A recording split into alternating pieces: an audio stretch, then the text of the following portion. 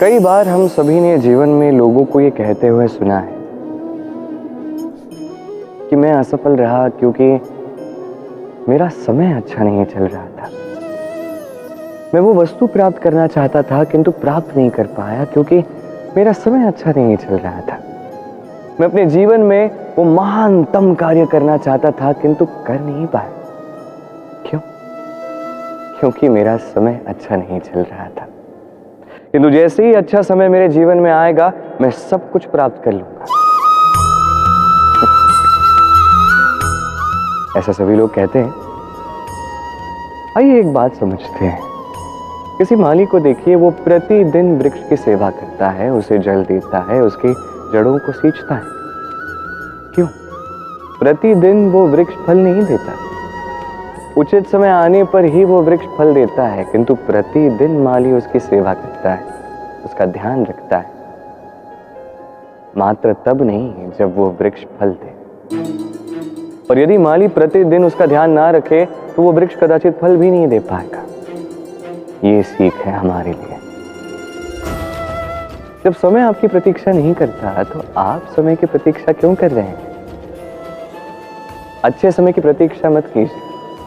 अपने कर्मों से और परिश्रम से अच्छे समय को अपने पास लाइए।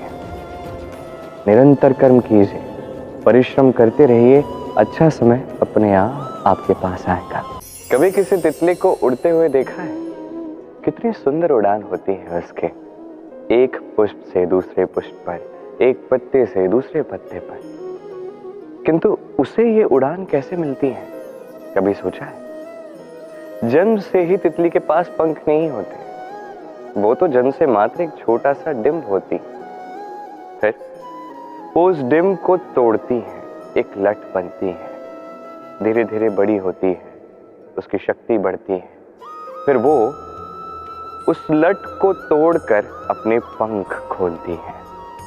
ये प्रक्रिया उसके लिए सरल नहीं है, अत्यंत पीड़ादायक होती है, किंतु वो उस पीड़ा को स्वीकार करती और फिर धीरे धीरे उड़ना सीख जाती है। उड़ती है मात्र इस आकाश में नहीं, अपितु हमारे मन में भी। अब एक डिंब से तितली बनने की यात्रा जितनी कठिन थी, उतना ही कठिन होगा इस संसार में श्रेष्ठ कार्य करना। उतना ही कठिन होगा इस संसार में महान बनना।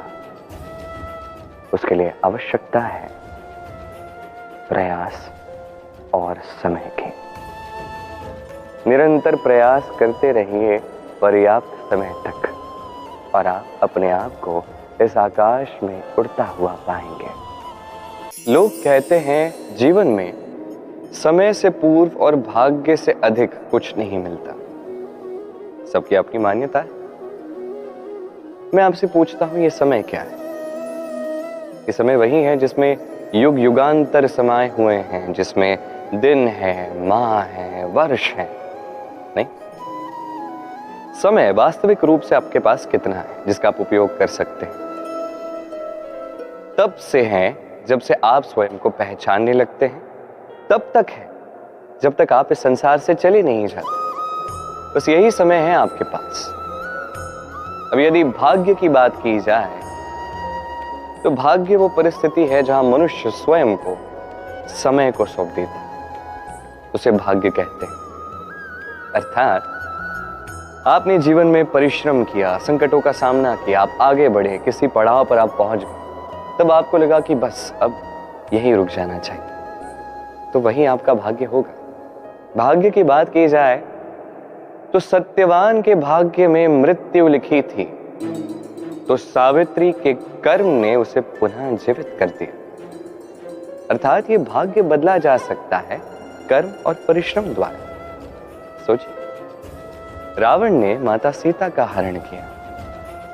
यदि श्री राम उसे भाग्य समझ लेते तो कभी भाग्य विधाता नहीं बन पाते। भाग्य एक बेड़ी है जिसे तोड़ना आवश्यक है अपने लक्ष्य तक पहुंचने के लिए।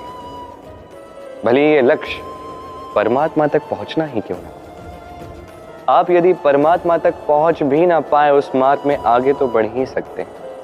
नहीं, तो इन भाग्य की बेड़ियों को तोड़ दीजिए, अपने कर्मों से अपना प्रारब्ध रचिए। इस संसार में भला कोई भी व्यक्ति हो, हर एक व्यक्ति के जीवन में समस्याएं आती हैं। अब कुछ ऐसे व्यक्ति होते हैं, उनसे यदि पूछो कि ऐसा भला क्यों हुआ, तो सारा दोष अपनी परिस्थितियों पर डाल देते हैं कि मैं तो इस परिस्थिति में था, भला मैं क्या करता, मेरे पास और कोई विकल्प ही नहीं था। चलिए अब बात करते हैं महाभारत की। भीष्म पितामह, उनसे पूछा गया कि आपने प्रतिज्ञा क्यों ली। उन्होंने कहा कि मैं परिस्थिति के अधीन था,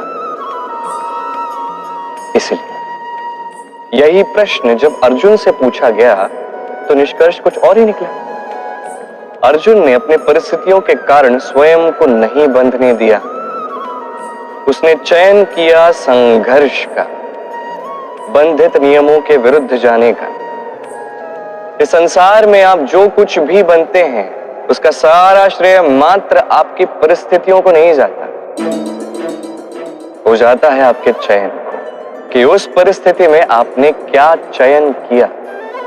यदि उस समय भीष्म पितामह आचरण का चयन करते, समझने का चयन करते कि कौन उचित है कौन नहीं, कौन धर्म के साथ खड़ा है कौन नहीं, मात्र शस्त्र लेकर धृतराष्ट्र और दुर्योधन के विरुद्ध क्यों न खड़े हो जाते, बस इतना कर देते, तो महाभारत जैसा महायुद्ध कभी होता ही नहीं। समस्याएं सभी के जीवन में आती हैं, कठिन परिस्थितियां सभी के जीवन में आती हैं। वही व्यक्ति आगे बढ़ता है जो श्रेष्ठ चयन करता है। तो यही कीजिए और मेरे साथ प्रेम से कहिए, राधे राधे।